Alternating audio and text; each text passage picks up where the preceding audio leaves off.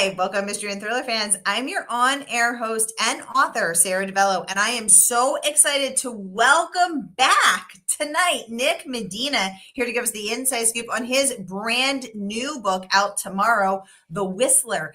Nick, welcome back to Mystery and Thriller Mavens. Tell us about this book. Hey, Sarah. It's so good to be back here with you. Thank you. The Whistler is about a young man named Henry who becomes paralyzed from the chest down after taking things a little too far in his pursuit to become an internet famous ghost hunter. And as a result of his injury, he becomes haunted. He's haunted by regrets. He's haunted by secrets that he's kept. And he might even be haunted by a spirit that, he suspects is trying to steal everything he loves. And he thinks that this spirit might also be related to a 50-year-old murder mystery. So there's a lot of ghosts in this book. There's a lot of native folklore, which I always like to play with. And it even touches on some societal type things that I always like to incorporate in my work as well. Those are three of my favorite things as well, Nick, which is some of the many reasons that I'm so excited to welcome you back tonight and talk about this book. So I have so many questions for myself, and some people submitted questions in advance as well. We're going to get right into those right after I welcome everyone, because we are broadcasting live to 7 different destinations across Facebook and YouTube. So, hey, mystery and thriller loving friends, no matter where you're watching from, you're in the right place. It is the right time. It is Mystery Monday. And because Mondays can be murder, we're going to make it a little less painful and get your week off to a killer start. So if you've been here with us before, you know the drill. And if you're new, welcome, friends. Here's the drill. Every Monday, I give you my hand-picked featured authors, and you get to ask them anything. So ask Nick about his writing process. Ask him about the story, his characters, anything that you've got wandering around in your head. Get those questions going in the comments, and I will get them right over to Nick. Sharon is joining us from YouTube. She's saying hi. Hi, Sharon. Welcome. Hey, Sharon. Robin is joining us from Facebook, saying hello all from nice and cool Coeur d'Alene, Idaho. Welcome, Robin. So good to have you. And she says, so far, my Monday is murder. Oh, that is so relatable, Robin. And we're here to make it a little less painful and get your week off to a killer start. So, Nick, let's jump right in. Now, last time you were on, you shared how your very first book had stemmed from a misdelivered newspaper article, which I absolutely loved the backstory of that. How did this story start for you? Take us back to that moment of inception. For this one, there were actually a few different things that came together to inspire the story. One of the things was based off of my previous book, which is Indian Burial Ground. I left something unanswered in that book. And my editor had emailed me one day, and in her email, she had, just casually put in there, do you know the answer? Do you know what happened? And I really didn't at that point. I hadn't thought about, what actually happened to one of the characters in Indian Burial Ground. But I was also working on another manuscript at that time. And in that manuscript, I had this character named Henry. And he was connected to several other characters in that manuscript that I was working on. And he really had nothing absolutely to do with this other universe that I had created with my first 2 books. But the more I worked on that other story, Henry just kind of took over. And he was supposed to be part of an ensemble cast, but he started taking over as the main character.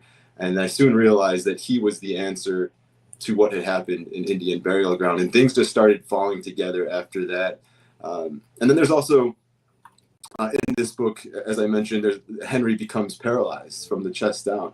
And that was something that, I had a little bit of experience with some people who live with paralysis. And it was something that, deeply frightens me. Yeah. That thought of losing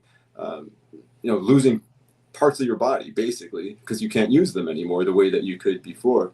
And so I wanted to explore that a little bit. I also wanted to explore issues of, like people who live with paralysis are often undervalued or ignored, sometimes even among themselves, because they live in a society that doesn't necessarily put them first. We don't live in a world that's built necessarily for people with disabilities. So I wanted to explore that a bit. So these pieces just kind of came together. I also always play with native folklore, so I had this idea about some folklore that I thought would work well in here. And then on top of that, I came across a story, a nonfiction story about a young woman who was terrorized by a phantom whistler in the 1950s in Louisiana. And my stories take place in Louisiana, and this was about whistling and the superstition from native mythology that you should never whistle at night. So it just seemed like all those pieces had to go together. And before I knew it, I was off and running, and the Whistler was born. Oh my gosh. So many questions. So let's start with each little piece of this. When your editor emailed you, do you think that she was trying to stoke your creativity, or was she just genuinely curious? No, I think it might have just been because she'll often do that when she's reading through my manuscripts. She'll just put in little comments, little notes, and that was one of the little comments when she had emailed me the edit list. And so, no, I don't think she was necessary. Actually, if I'm remembering correctly, I think she put in there, you don't have to answer this, or you don't have to have an answer, but do you know? And like I said, I didn't know, but pretty soon after I did know. So I don't think she necessarily was thinking that I was going to take off with another story here, but I'm glad it worked out that way. From now on, we all have to be careful what we email Nick. Just wondering. The second thing is, I am so fascinated to know that you found a woman in Louisiana who was actually being haunted by a phantom whistler, because I had it on my list of questions to ask you about this. Prior to your book, I did not know about this, this indigenous lore about, never whistling at night.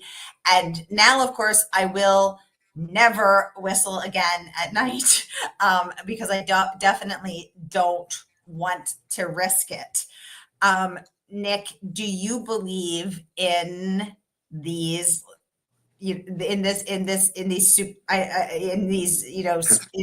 indigenous lore and these superstitions? Have you ever whistled at night? What are your thoughts on phantoms? We need to know.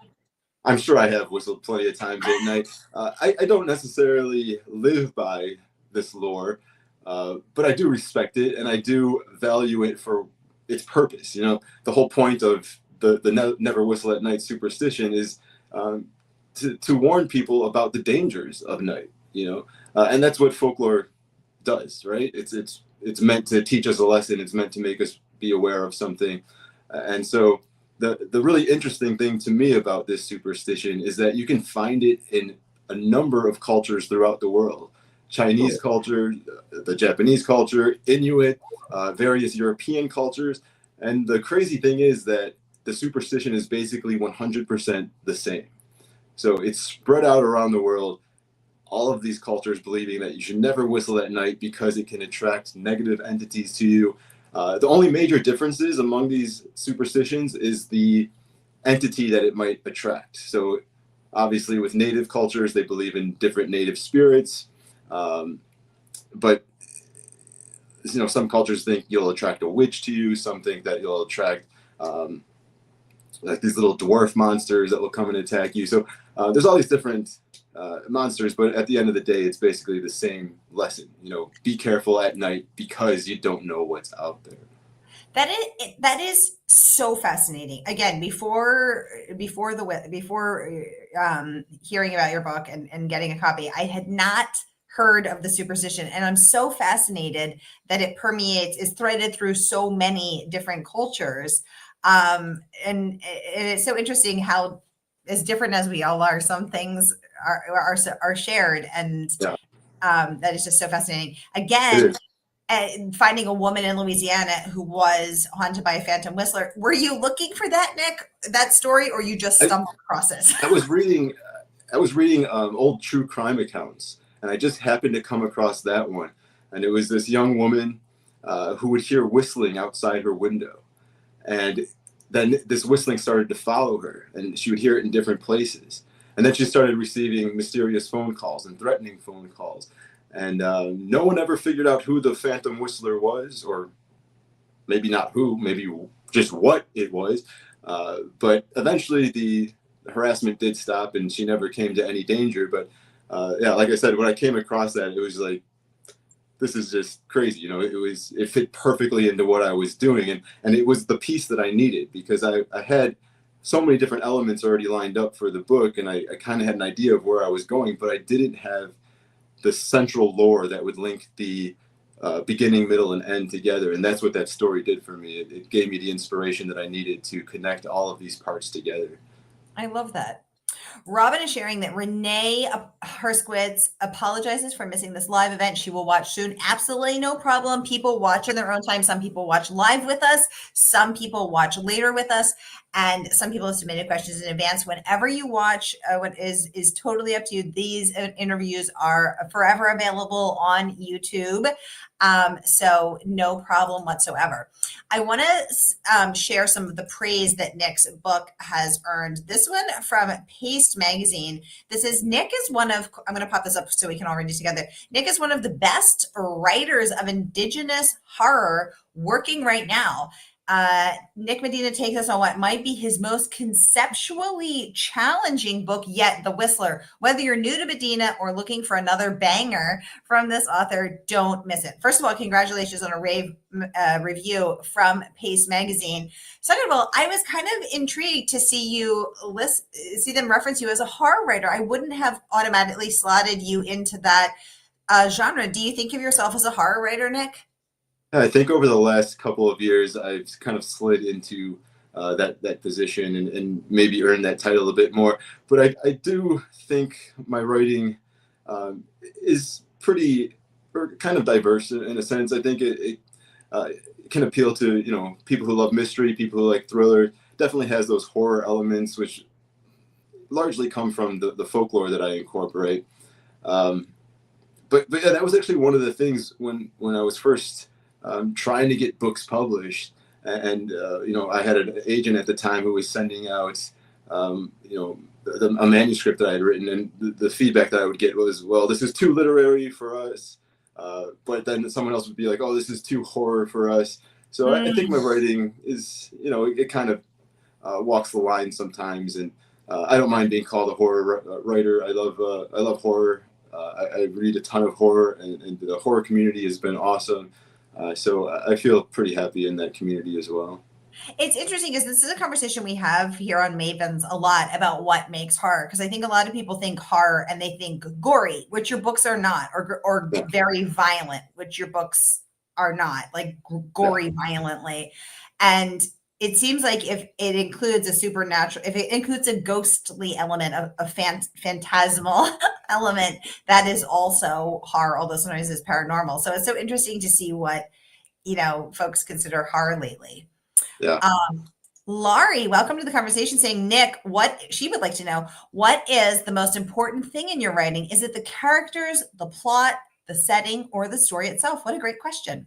That is a great question. And it's, I would say it's also a tough question, but I think my gut tells me it's got to be the overall plot. You have to have, something strong there, a strong hook that gets you excited as the writer. So for me, I have to have, and it usually has to be something related to the ending of the book. I have to have something that basically makes me want to run towards it. I think of the ending as my finish line. So as soon as I know what my ending is going to be, and I feel, excited about it, and I want to run towards it, basically, get writing, that's what gets me going. So I would say that's definitely one of the most important parts. I love the idea of running towards something. I read one time that people are motivated either by running towards something or running away from something. So whether you're running towards success or running away from failure, different people understand that differently and are motivated differently. And I've always thought about that since then, whether I'm running towards something or running away from something. I'd definitely rather run towards something than away from something. What a great question. What a great answer. Robin says, I bet Nick knows about the tradition of painting the port ceiling haint blue to keep the haints away. Yeah, I loved learning about that. Nick, are you familiar with that as well? That's actually one that I'm not familiar with. No, but yeah, I love learning all those. I love learning all those, things from folklore that people believe and why they believe them and what it's supposed to protect you from or what it's supposed to scare away. But no, I'd be interested in learning more about that one. I wonder why. You can see that tradition down south on a lot of porches, they will paint the ceiling blue to keep the haints away from coming up and out of the under earth and coming up into the house to haunt you. So Why blue though? Do you know the significance of the color? Or? I think it's supposed to distract them as being the sky. So it's like, oh, go. There's nothing there, so you wouldn't want to go in there or something like don't that. stop here. Just Yeah, keep going. I might be misspeaking. I believe I had read that a couple of years ago, but Robin, tell us more if you know about it. Y'all, I want to remind you that the book is not even out yet. Nick is stopping by as to give us the inside scoop on his latest book and to take all of our questions, all of our most pressing questions about The Whistler. The book drops tomorrow, and you can pre-order now from our favorite woman-owned independent bookstore.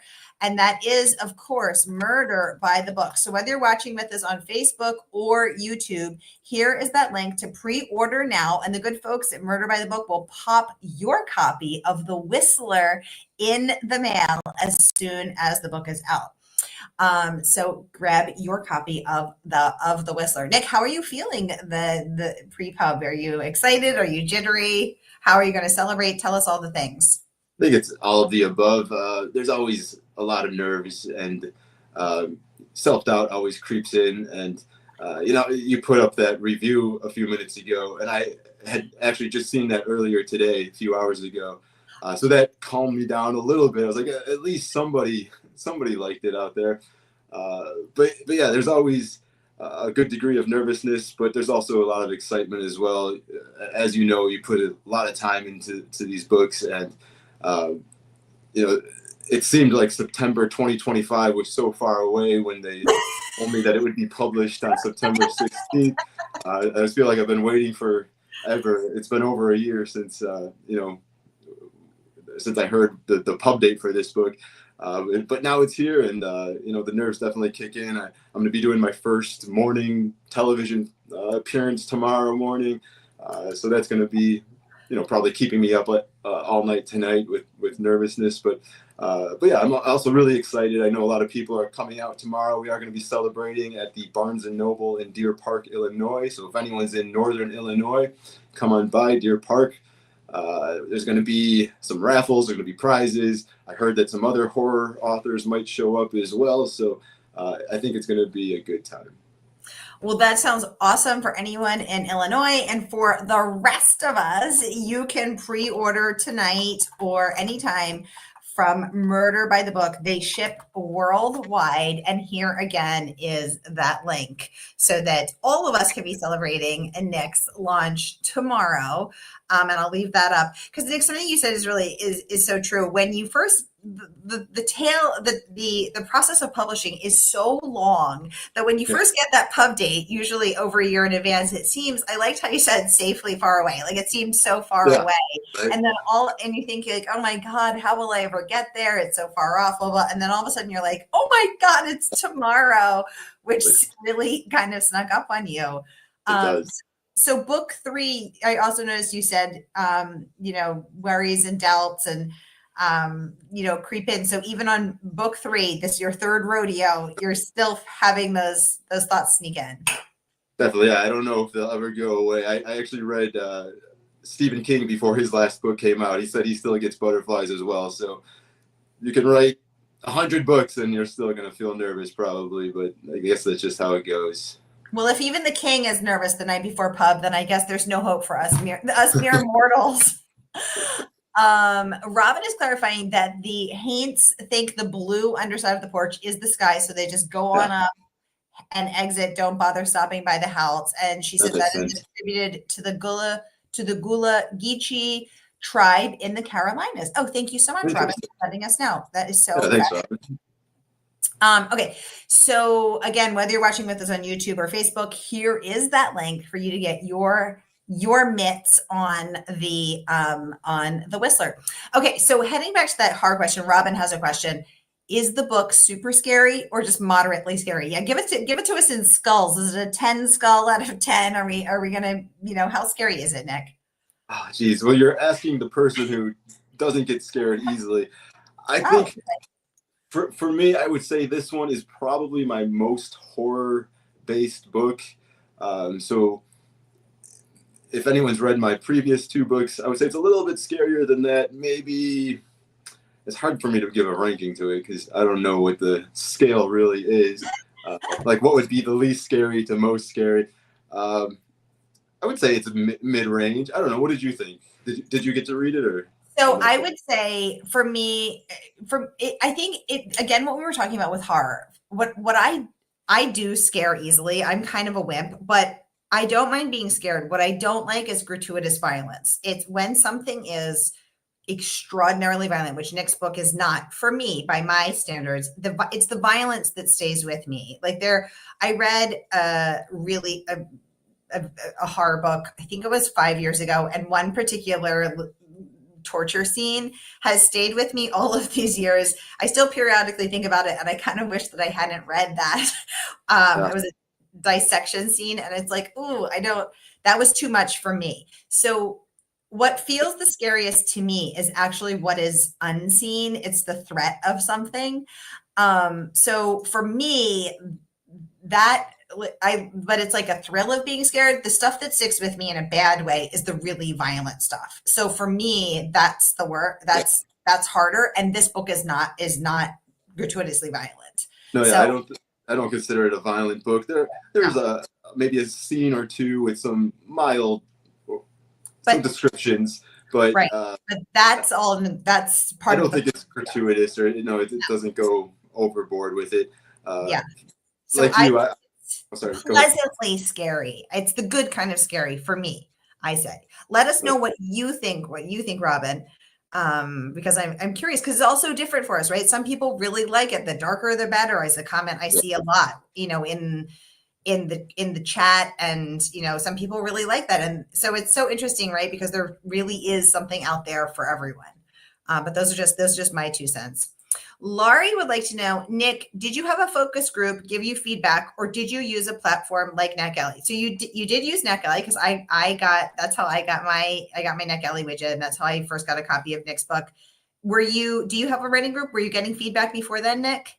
No, actually, I was just talking to another author about this, and both he and I, we were talking about how we'll read the afterwords or the acknowledgments of other writers' books, and they always seem to have so many people who they list and these big writer groups and people that they're thanking.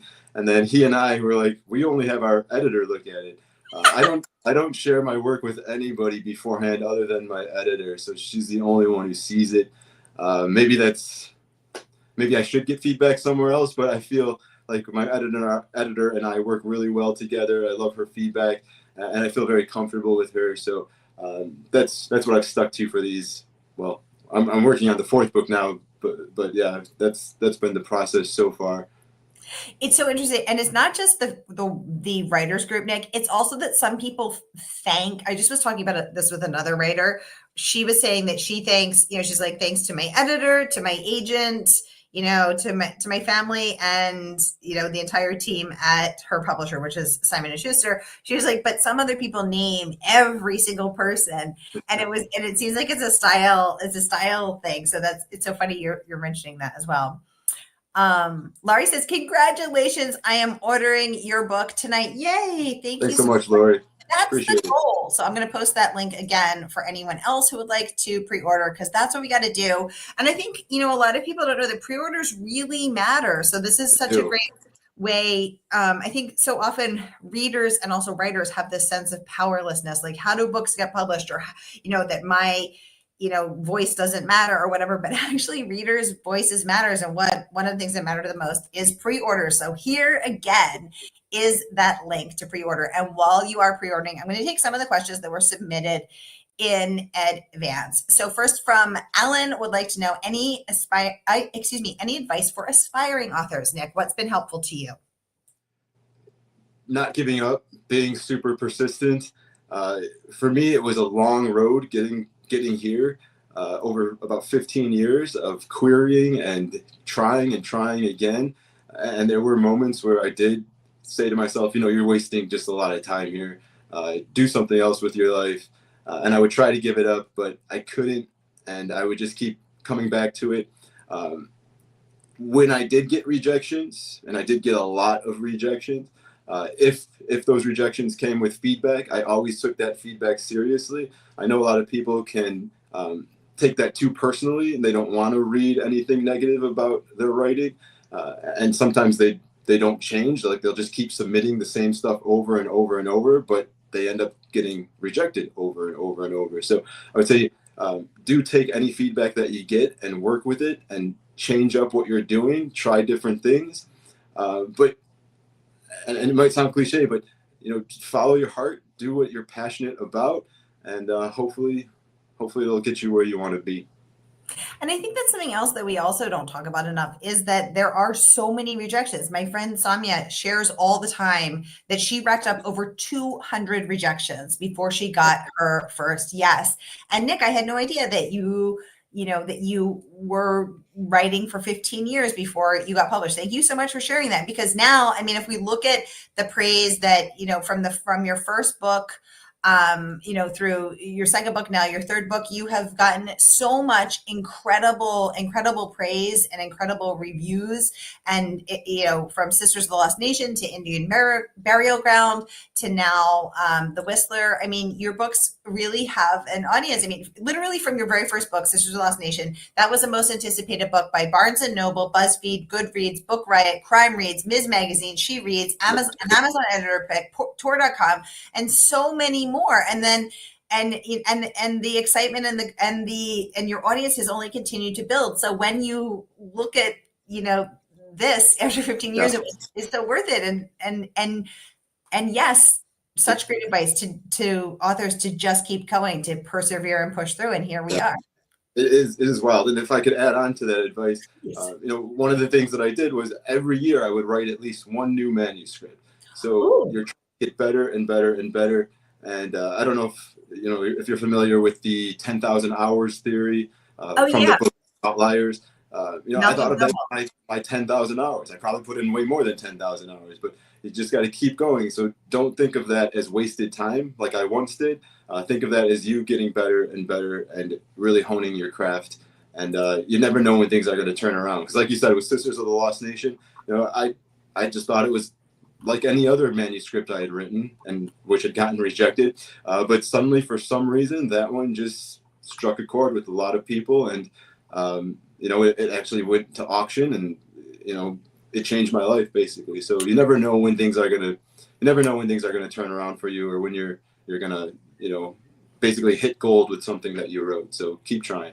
Oh my God, I love hearing that, Nick. I mean, so amazing. Robin's saying, and thank you for all the hearts up on Facebook. Seeing these bouquets of hearts is just so wonderful. Robin's saying, I truly cannot imagine getting that many rejections. So glad you both kept going. Yes, exactly. From 15 years of trying and hoping to going to auction to all of this incredible praise to seeing these books resonate and grow and build. I mean, what an incredible journey. And Nick, Medina, we are so freaking happy for you. Renee said she pre-ordered too. Yay, Renee. Thank you for doing that.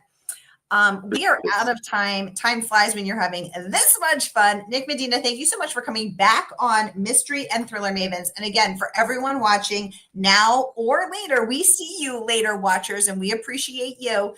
Here again is that link to pre-order your copy of The Whistler. And I'm also going to post the link to Nick's backlist as well. So if Nick is a new to you author, so here again is the link for The Whistler. But if Nick is a new to you author, which is was one of my goals in founding Mystery and Thriller Mavens. Oh, thanks for all the hearts, you guys. To connect readers to their favorite authors and introduce them to their next favorite. So if this could be your next favorite, here also is Nick's backlist so that you can go back and read Sisters of the Lost Nation and Indian Burial Ground. So here is Nick's backlist at Murder by the Book, our favorite woman-owned independent bookstore as well. Oh, thank you for all the hearts, you guys. Seeing the bouquets of hearts is so wonderful. All right, y'all, that is a wrap for us. I hope your week is off to a killer start. May the days and the pages fly by. Nick, Medina, thank you for coming on to give us the inside scoop on The Whistler. And we look forward to having you back for your next book and your next book and your next book. Thank you so much. Yay. Jane Brannigan Kaufman says, new to you. Yay. Thank you, Jane. Hey, Jane. Mission accomplished. All right, Yeah. Nick, thank you so much for swinging by. Happy pub day tomorrow. And thank you, Mavens, for spending your Monday with me. I will see you next week, next Monday. Take very good care until then. Thank you, Sarah.